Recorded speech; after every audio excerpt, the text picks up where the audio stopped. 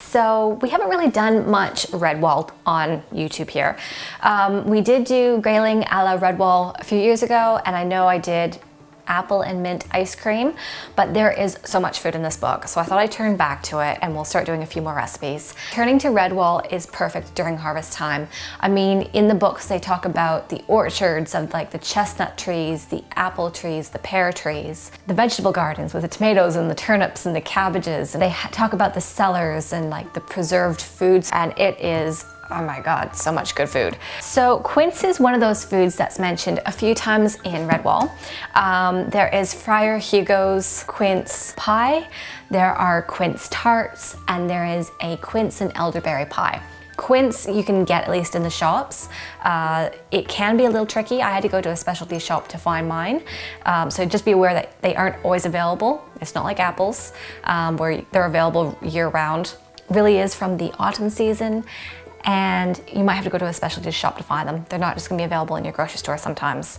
So the quince is actually a really old fruit. I was reading up and some people are saying that the quince even predates the apple.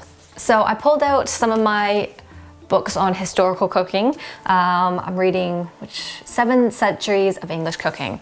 And this recipe for quince pie is from the good Huswife's Handmaid in 1594. So to make this, you're gonna start by peeling the quinces. Just use a potato peeler and just make sure all that skin is off. Then you're going to slice them in half and in quarters. It's really hard to cut these, but you're gonna have to core the quince. And you want to make sure that there's no hard bits left behind because it's really not tasty. I find I just take a really sharp knife and cut triangles into the center, but just watch those fingers when you're doing that. So you're gonna pop that into a saucepan, cover that with water. You're going to add a few tablespoons of sugar, it's more just a taste, and bring that to a boil until you can press a fork through so it's nice and tender. With those quince, you're gonna pull those out and pop them into a bowl and just set them aside for a bit. With the juice that's still in the saucepan, you're gonna just let that keep boiling.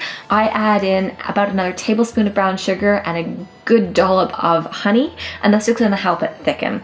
So you're gonna let that boil down until it's more of a syrup. Meanwhile, while the quince has cooled, I slice it into thinner slices before I put it in my pie crust. Now, what you use is up to you. You can grab a pre-made pie crust, or in my case, I followed a recipe from the Martha Stewart website. But then I also tossed in a little bit of almond meal because that's supposed to go quite nicely with quince. On the bottom of that pie crust, I sprinkled some brown sugar, and then I very carefully laid out all my quince pieces. On top of that, I sprinkled about a teaspoon of cinnamon and another teaspoon of ground ginger. And then on top, we poured what syrup had cooked down on top of that. Then you're popping that in a preheated oven, which is 350 degrees Fahrenheit. Let that cook for about half an hour when it's nice and golden around the edges. And with that, you have your own Friar Hugo's special quince pie from Redwall.